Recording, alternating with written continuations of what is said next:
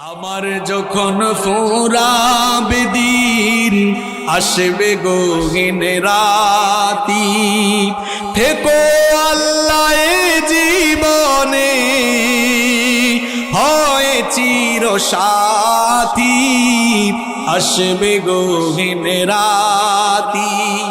আমার ভাই, আমার বাপ, আমার বউ, আমার ছেলে মেয়ে বলছে আমার আমার বলে যখন কাউকে পাবো না, সেদিন আমার শূন্য হিয়ায় তুমি থেকো সান্ত্বনা, তুমি থেকো সান্ত্বনা। আমার আমার বলে যখন কাউকে পাবো না, সেদিন আমার শূন্য হিয়ায় তুমি থেকো সান্ত্বনা, তুমি থেকো সান্ত্বনা। আখির আলো নিভে যেদিন মনে আলো দিয়ে আসবে না কে অন্ধ চোখে একটু আলো নিয়ে, সেদিন আমার, সেদিন আমার, সেদিন আমার অন্ধ চোখে তুমি আলোর জ্যোতি, আসবে গহীন রাতি। আমার যখন ফুরাবে দিন আসবে গহীন রাতি, থেকো আল্লাহ এ জীবনে হয় চির সাথী, আসবে গহীন রাতি। বলেন আমিন। কি কারণে আমাকে আপনাকে দুনিয়াতে পাঠানো হলো? কেন আমাদেরকে পয়দা করে দুনিয়াতে আল্লাহ পাঠালেন? কোরআনুল কারীমের 51 নম্বর সূরা সূরাতুয যারিয়াতের 56 নম্বর আয়াতের মাধ্যমে রব্বুল আলামিন আমাদেরকে সেই কথা জানিয়ে দিলেন, ওয়ামা খালাকাতুল জিন্না ওয়াল ইনসা ইল্লা লিয়াবুদুন। I didn't create the jinn kind and mankind except my lordship. আল্লাহ তাআলা বলছেন, আমি পৃথিবীতে জিন আর মানব জাতিকে আমার গোলামি ছাড়া, আমার দাসত্ব ছাড়া অন্য কিছুর জন্য সৃষ্টি করি নাই। আমাদেরকে যার গোলামির জন্য সৃষ্টি করা হয়েছে তিনি কে? অনেকে বলে না, কয় হুজুর এত টাকা পয়সার মালিক, গোলাম পরিচয় দেই কেমনে? আপনি শুধু গোলাম নন, গোলামের ঘরের গোলাম, বান্দির ঘরের গোলাম। আপনার বাপ দাদা পূর্বপুরুষ 14 গোষ্ঠী আল্লাহর গোলাম। আমরা গোলাম জাত, গোলামির জন্যই আমাদেরকে সৃষ্টি করা হয়েছে। আমরা ইবাদত করব কার? বিধিবিধান মেনে চলবো কার? আমরা যেন আল্লাহর ইবাদত না করি, আমরা যেন আল্লাহর বিধিবিধান মেনে না চলি, আল্লাহর গোলামির পথে সব সময় একজন আমাদেরকে প্ররোচনা দেয়, বাধা দেয়, আমাদেরকে ধোঁকা দেয়। সবাই জোরে বলেন তো, তার নাম কি? শয়তান। এই শয়তানের বয়স আমাদের চেয়ে কম না বেশি?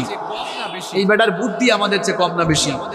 দেখছেন কারবার, হে বয়সেও পাকনা, বুদ্ধিতেও পাকনা। সে সব সময় ধোঁকা দিয়ে দিয়ে আমাদেরকে আল্লাহর দ্বীনের বিপরীত পথে পরিচালিত করে জাহান্নামের দিকে নিয়ে যেতে চায়। শয়তানের এই প্ররোচনাকে মোকাবেলা করে, শয়তানের ফাঁদে পা না দিয়ে, শয়তানের গোলামি না করে যেই সকল লোকেরা আল্লাহর গোলামির পথে জীবন পরিচালনা করবে, তারাই নিজেদেরকে পরিশুদ্ধ বানিয়ে জান্নাতের পথে হাঁটতে হাঁটতে জান্নাতে চলে যাবে। সুবহানাল্লাহ।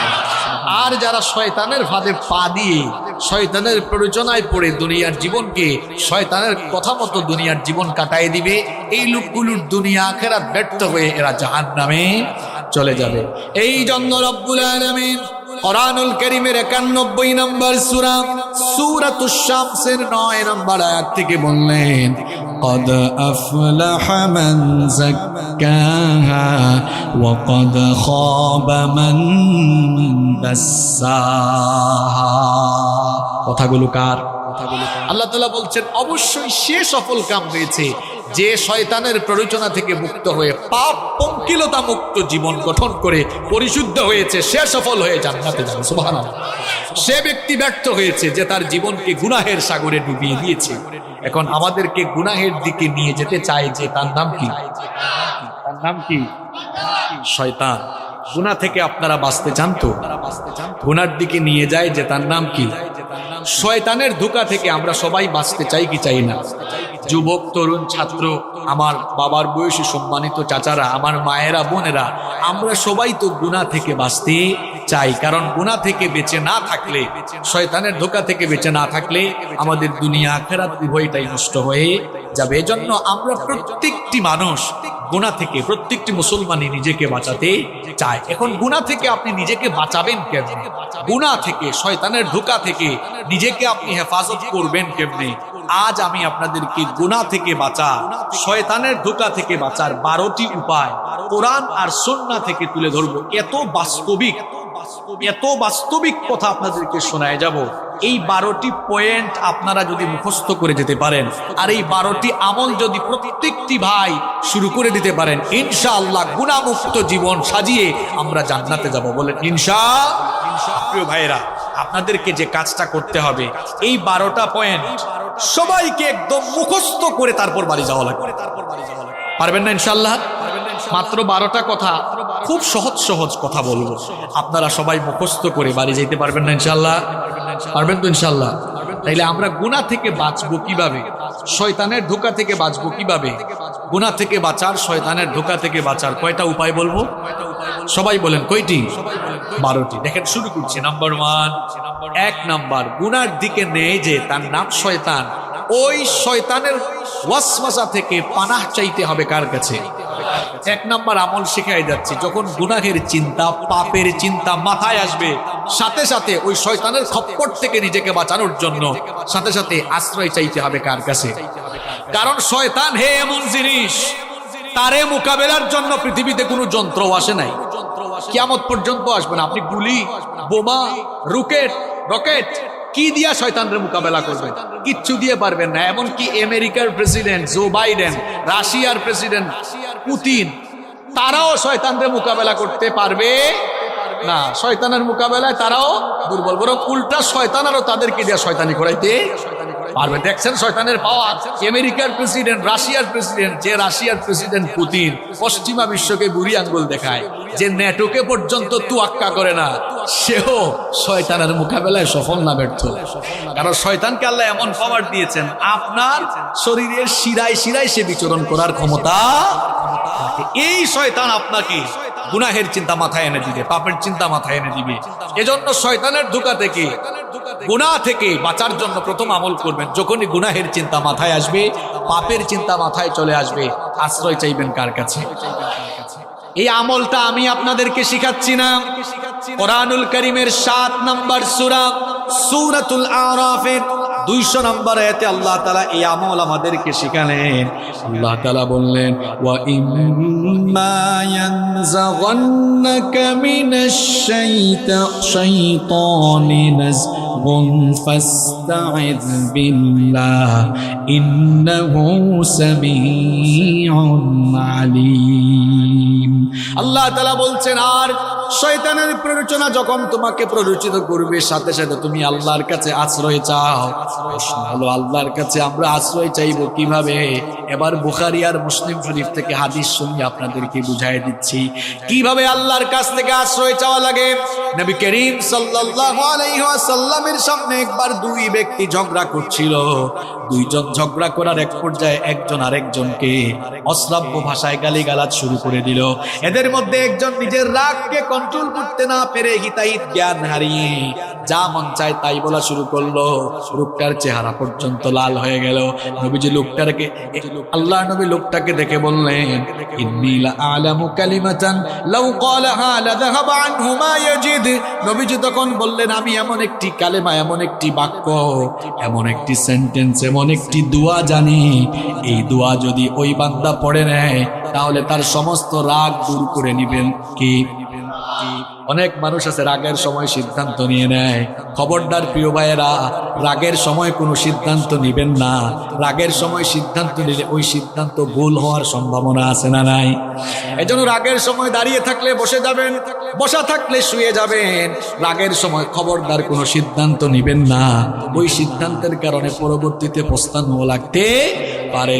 নবীজি যখন দেখলেন লোকটাকে রাগ করে হিতাহিত জ্ঞান হারিয়ে উল্টাপাল্টা কথা বলতেছে, অশ্রাব্য ভাষায় গালিগালাজ করছে, নবীজি তখন বললেন, আমি এমন একটি দোয়া জানি, এমন একটি সেন্টেন্স জানি, সে যদি ওই সেন্টেন্সটা পড়ে নেয় রাগ দূর হয়ে যাবে। সে যদি ওই সেন্টেন্সটা পড়ে নেয় তাহলে শয়তান যে তাকে পাপ করাতে যাচ্ছে, পাপ থেকে সে বাঁচতে পারবে। সাহাবারা বললেন, ইয়া রাসূলুল্লাহ, পড়েন সাল্লাল্লাহু আলাইহি ওয়াসাল্লাম। সেই দোয়াটা কি? নবীজি তখন বললেন, সে যদি ইস্তেআযা অর্থাৎ তাআউযু পাঠ করে নেয়, অর্থাৎ আউযু বিল্লাহি মিনাশ শাইতানির রাজিম, সে যদি ইস্তেআযা পাঠ করে বিতাড়িত শয়তান থেকে আল্লাহর কাছে পানা চায়, শয়তান থেকে পানা দেওয়া পৃথিবীর কোনো ক্ষমতাসীন মানুষ পারবে না, কোনো শক্তিশালী মানুষ পারবে না, যোদ্ধা পারবে না, পৃথিবীর কোনো সেনাবাহিনীও পারবে না।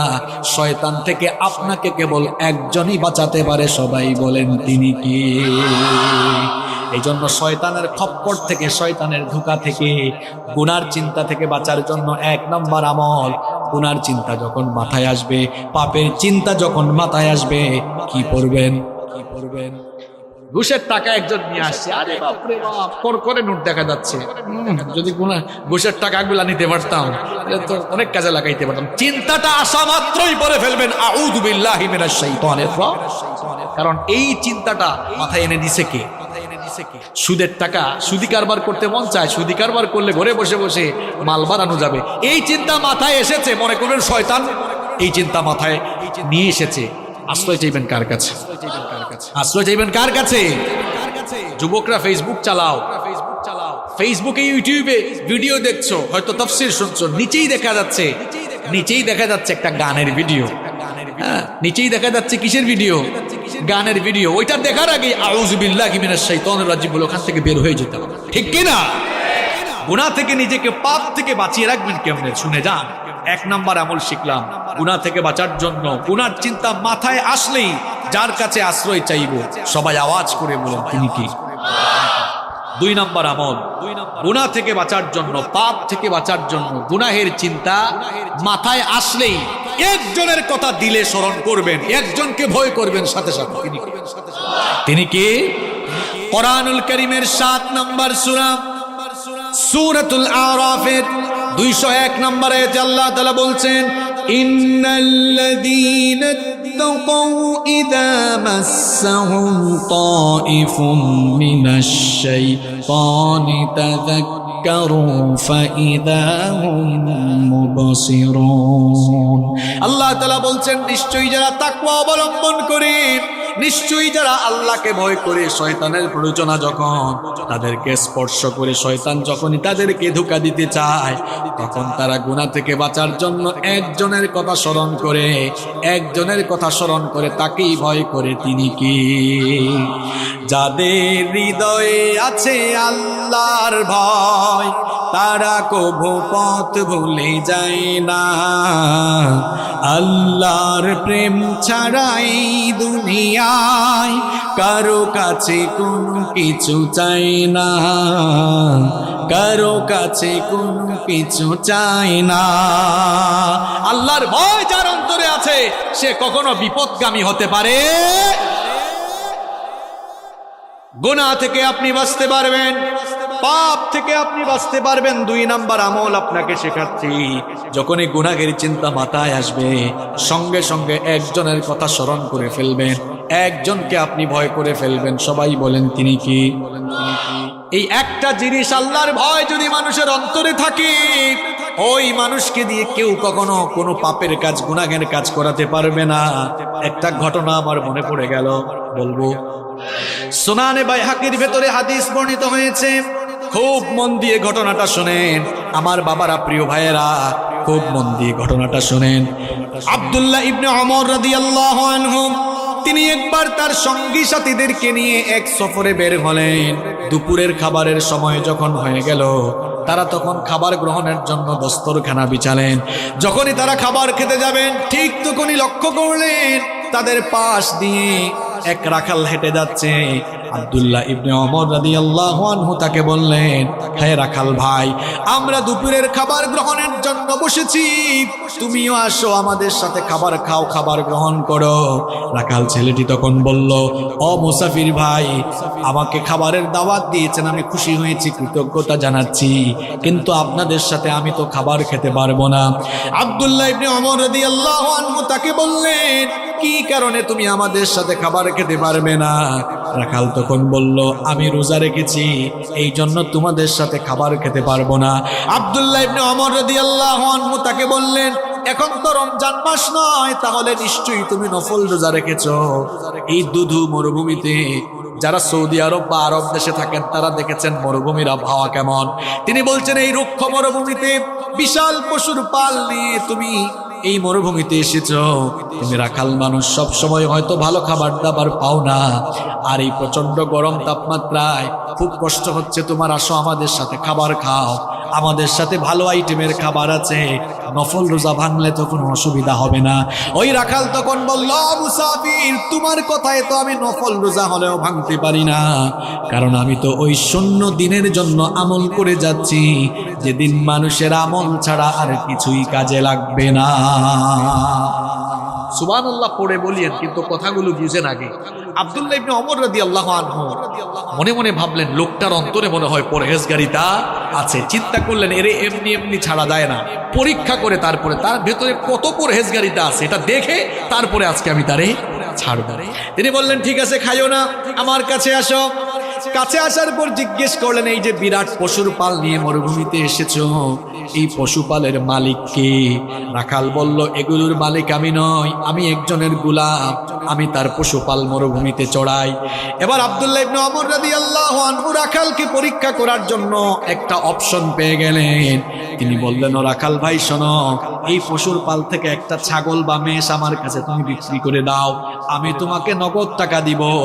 তুমি তো রোজাদার মানুষ, আমার সাথে খাবার খেলে না, এই পশুটা জবাই করে কিছু মাংস আমি তোমাকে হাদিয়া দিব, তোমাকে নগদ টাকা দিব, পাশাপাশি তোমাকে মাংস হাদিয়া দিব।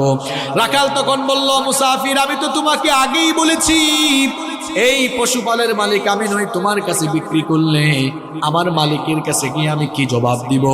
আব্দুল্লাহ ইবনে ওমর রাদিয়াল্লাহু আনহু তাকে পরীক্ষা করছেন, পরীক্ষা করার উদ্দেশ্যেই সবগুলো কথা বলতেছেন। তিনি বললেন, শোনো, এই রকম বিরাট পশুর পাল নিয়ে মরুভূমিতে আসলে পশুপালের উপরে বাঘের আক্রমণ হতে পারে, এটা সবার জানা কথা। তুমি যদি তোমার মালিককে গিয়ে বলো বাঘের আক্রমণে একটা ছাগল বা একটা মেষ বাঘ খেয়ে ফেলেছে, তোমার মালিক কিছুই মনে করবে না, একদিকে তারেও বুঝ দিতে পারবা, অন্যদিকে আমার কাছে বিক্রি করলে নগদ টাকা আর কিছু মাংস হাদিয়া পাবা, সুতরাং নগদেই লাভ তুমি হাতছাড়া করো না। রাখাল, সে রাখাল এবং গরিব মানুষ হলেও জবাবটা কি দিল শুনে, সে তখন বলল, মুসাফির, কি বোকার মতো কথা বলছো তুমি, আমি হয়তো মিথ্যা বলে ধোঁকাবাজি করে আমার মালিককে গিয়ে যে কোনো কায়দায় আমি বুঝ দিয়ে ফেলতে পারবো, কিন্তু তোমার কাছে প্রশ্ন হচ্ছে, আইন আল্লাহ, আমার আল্লাহ কোথায়? আমার মালিকের মালিক, তোমার মালিক, আমার মালিক, বিশ্ব জাহানের মালিক, সেই আল্লাহ তাআলাকে ধোঁকা দেওয়া তো কারো দ্বারা সম্ভব হবে না। ঠিক কইেন না কেন? কি বুঝলেন? দেখছেন, অন্তরে আল্লাহর ভয় থাকলে কেউ জোর করে কখনো তাকে দিয়া খারাপ কাজ করাতে পারবে না। আমি তো বলি, কারো অন্তরে আল্লাহর ভয় থাকলে এরে আপনি গাছের সাথে বাইন্দা পিটানো, যদি বলেন যাই খারাপ কাজ করছে মরে যাবে, তাও আল্লাহর ভয়ে গুনাহের কাজ করবে না। শুধু পুলিশ দিয়া পিটাইয়া মানুষ ভালো বানানো যায় না। মাঝে মাঝে দেখা যায় জেলখানায় ঢুকার পরে দাগি দাগি আসামি জামিন নিয়ে বের হয়ে প্রমোশন নিয়ে বড় বড় ডাকাত হয়ে যায়। শুধু পিটাইয়া মানুষ ভালো বানাইতে পারবেন না, মানুষের কলিজার ভেতরে আল্লাহর ভয় ঢুকায় দেন, দেখবেন এই মানুষগুলো আল্লাহর ওলি হয়ে যাবে। গুনাহ থেকে বাঁচতে হলে আল্লাহর ভয় কলিজায় ঢুকাতে হবে। যার কলিজায় আল্লাহর ভয় আছে ওই যুবক কখনো ফোন হাতে নিয়ে অশ্লীল ভিডিও দেখবে না। যার কলিজায় আল্লাহর ভয় আছে মিথ্যা বলবে না। যার কলিজায় ভয় আছে জনগণের সম্পদ মেরে খাবে না, মানুষের হক নষ্ট করবে না।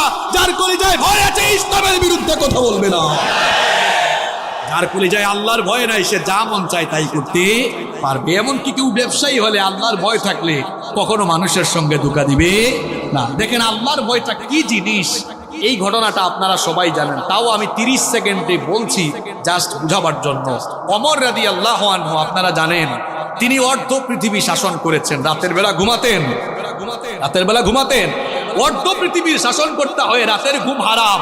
জিজ্ঞেস করা হলো রাতে ঘুমান না কেন? তিনি বলেন আমি রাতের বেলা ঘুমাবো আর জনগণ যদি কষ্ট পায় এই কষ্টগুলোই কিয়ামতের দিন আমার জাহান্নামে যাওয়ার কারণ হয়ে যেতে পারে। আর আমরা ছোট ছোট চেয়ারের মালিক হয়েছে, গিয়ার বাড়ায় দেই মাঝে মাঝে।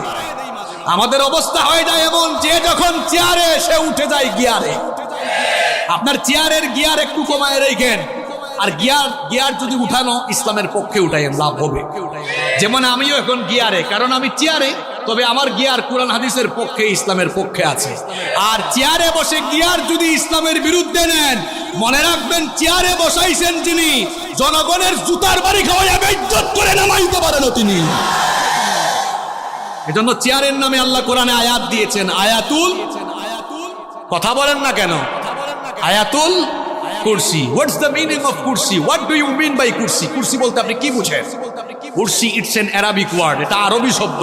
এর বাংলা অর্থ হচ্ছে গদি, সিংহাসন। ইংরেজিতে আমরা এটাকে বলি চেয়ার।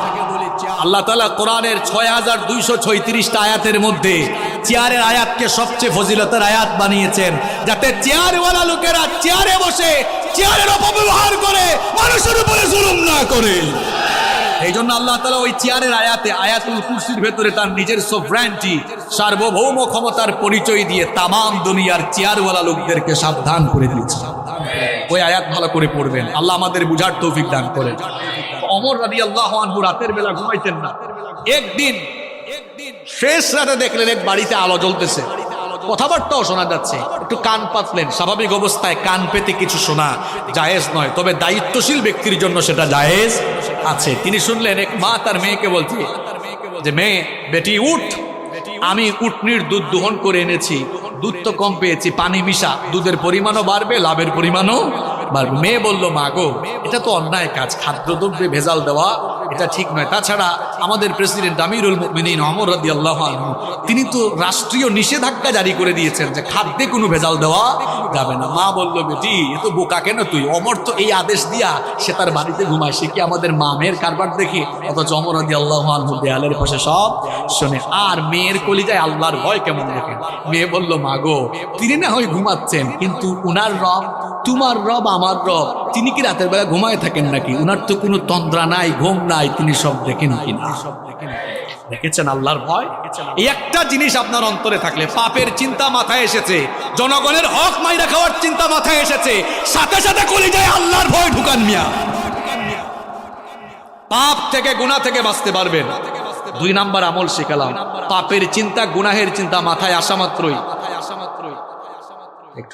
পাপের চিন্তা, গুনাহের চিন্তা, এদিকে ঘুরে, পাপের চিন্তা, গুনাহের চিন্তা মাথায় আসা মাত্রই একজনের কথা স্মরণ করে তাকে ভয় করে ফেলা। তিনি কে? তিনি কে? কয়টা পয়েন্ট বললাম? 1 নাম্বার কি পড়বেন? গুনার চিন্তা মাথায় আসলে কি পড়বেন? 2 নাম্বার কাকে ভয় করবেন? নাম্বার 3 নাম্বার গুনাহের চিন্তা মাথায় আসলেই একটা জিনিসের কথা মনে করবেন, সেটার নাম মৃত্যু। সেটার নাম, জোরে বলেন, সেটার নাম কি? আপনি যে গুনাহ করছেন, ওই গুনাহ করা অবস্থায় যদি আপনার মৌত হয়ে যায়।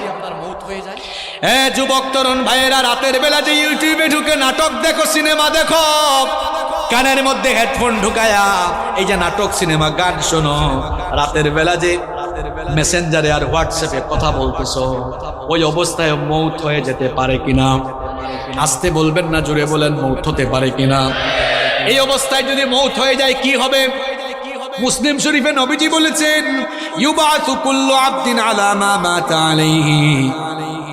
মানুষ যে অবস্থায় মারা যাবে, ওই অবস্থায় তাকে কিয়ামতের দিন কবর থেকে উঠাবেন কে?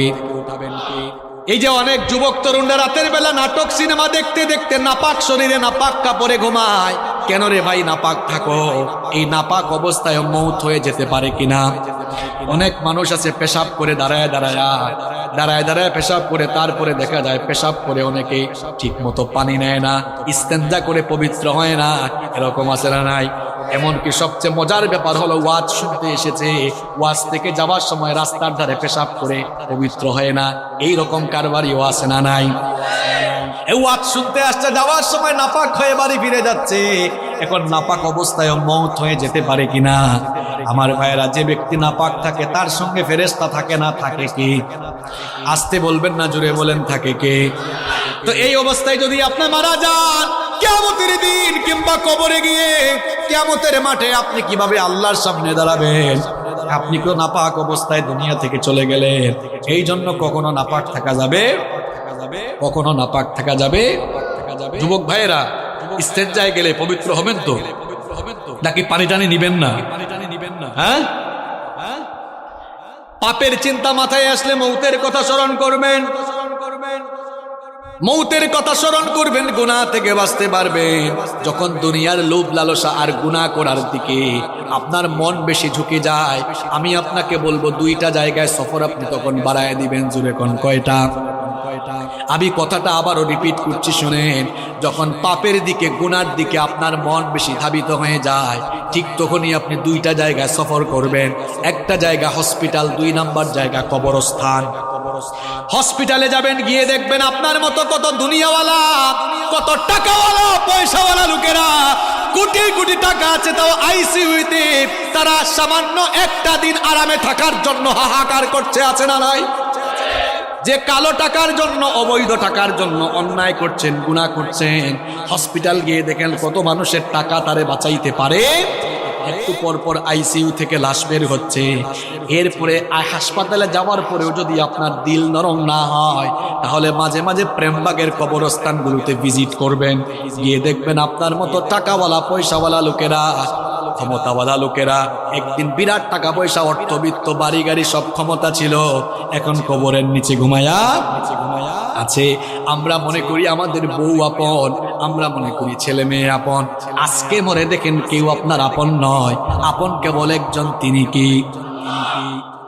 কি কথা বলছি বুঝতে পারছেন আপনি?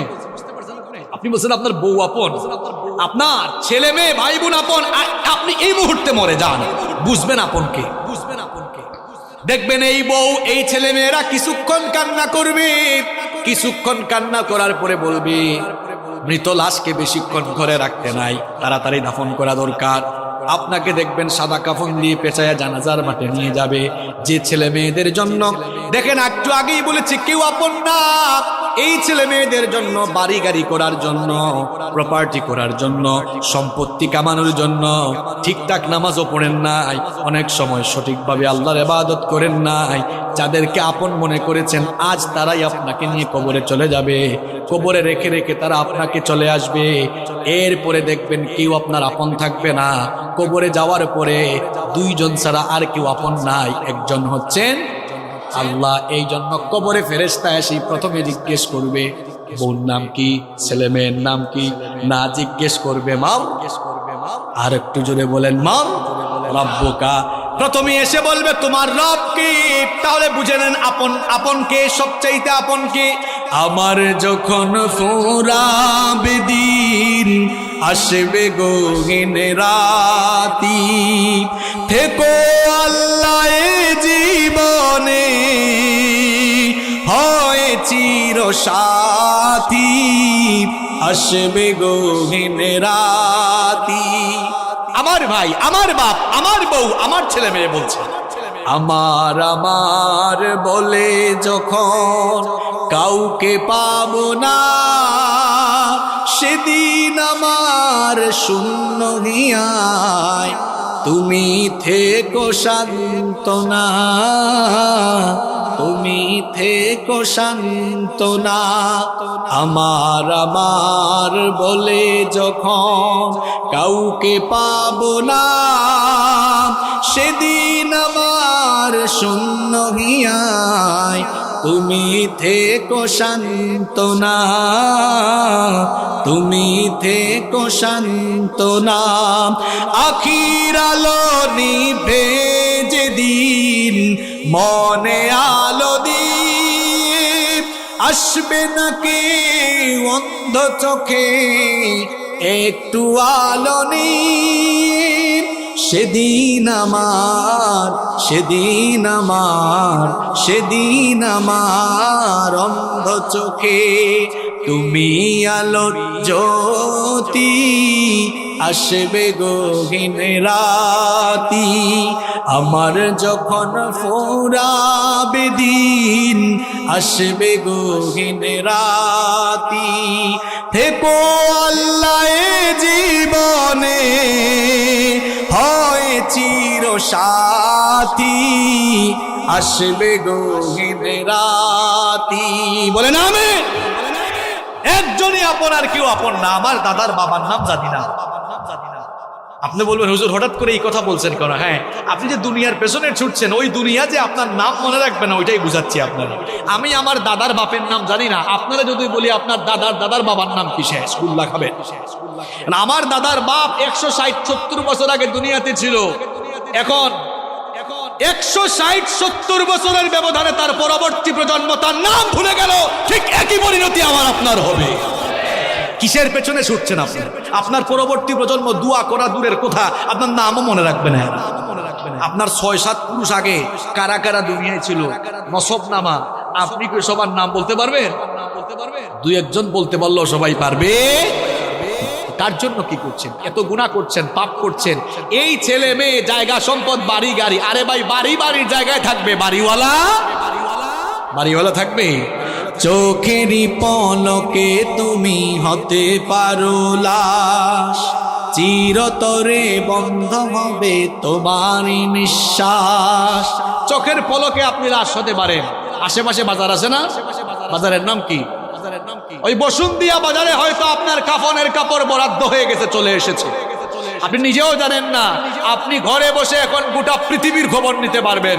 ঘরে বসে গোটা পৃথিবীর খবর নিতে পারলেও কার জন্য কাফনের কাপড় রেডি, কেউ এই খবর জানে না। যুবকরা বলবে হুজুর আমরা জোয়ান, আমরা বাঁচবো আরো। আরে ভাই, তোমার মতো কত যুবক রাতের বেলা বাড়িতে ঘুমায়, সকালবেলা তার লাশ বের হয়। Keep in your mind, there is no serial of death. মৃত্যুর কোনো সিরিয়াল নাই। পৃথিবীতে আসার সিরিয়াল আছে, পৃথিবীতে আসার সিরিয়াল আছে, যাওয়ার কোনো সিরিয়াল নাই। দেখা যায় আসার সময় সবার আগে দাদা, তারপরে বাবা, এরপরে ছেলে, তারপর দাদার ঘরে নাতি। আসার সুন্দর সিরিয়াল আছে, যাওয়ার কোনো সিরিয়াল নাই। মাঝে মাঝে সিরিয়াল ব্রেক হয়ে দেখা যায় নাতির লাশ দাদা কবরে নামায়, অথবা ছেলের লাশ বাবা কবরে নামায়। যে কেউ যে কোনো সময় চলে যেতে পারে, কোনো ঠিক ঠিকানা।